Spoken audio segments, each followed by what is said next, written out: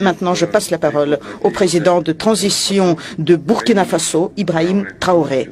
S'il vous plaît, Traoré. Monsieur Traoré. Camarade président Vladimir Poutine, camarade président chef d'État africain, camarade chef de délégation, bonjour. C'est un honneur pour moi ce matin donc de prendre la parole ici et de vous passer donc le salut fraternel du peuple du pays des hommes intègres. C'est aussi le lieu pour moi, avant tout propos, de rendre grâce à Dieu, Dieu Tout-Puissant qui nous a permis de nous réunir ici ce matin en bonne santé pour parler de l'avenir et du bien-être donc de nos peuples.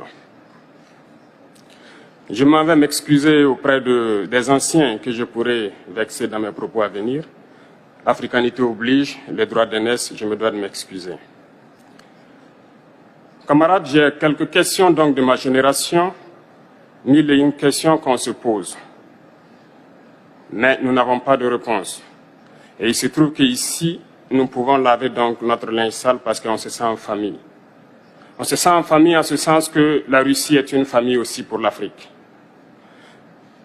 C'est une famille parce que nous avons la même histoire.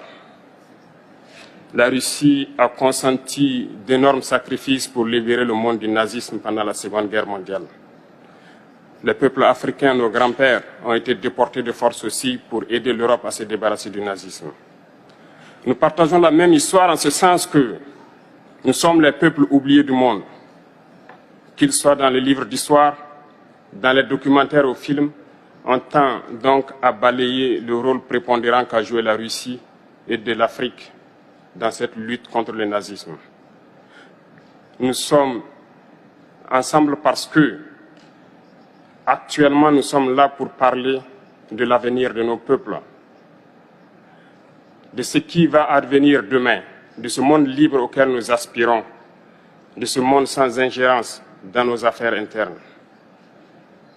Nous avons les mêmes perspectives et je souhaite que ce sommet soit l'occasion donc de pouvoir tisser de très bonnes relations en vue d'un meilleur avenir de nos peuples. Les questions que mes générations se posent sont les suivantes, si je peux me résumer, c'est de ne pas comprendre comment l'Afrique, avec tant de richesses sur notre sol, avec une nature généreuse, de l'eau, du soleil en abondance, l'Afrique est aujourd'hui le continent le plus pauvre. L'Afrique est un continent affamé. Et comment se fait-il que les chefs d'État traversent donc le monde à mendier? Voici des questions que nous nous posons.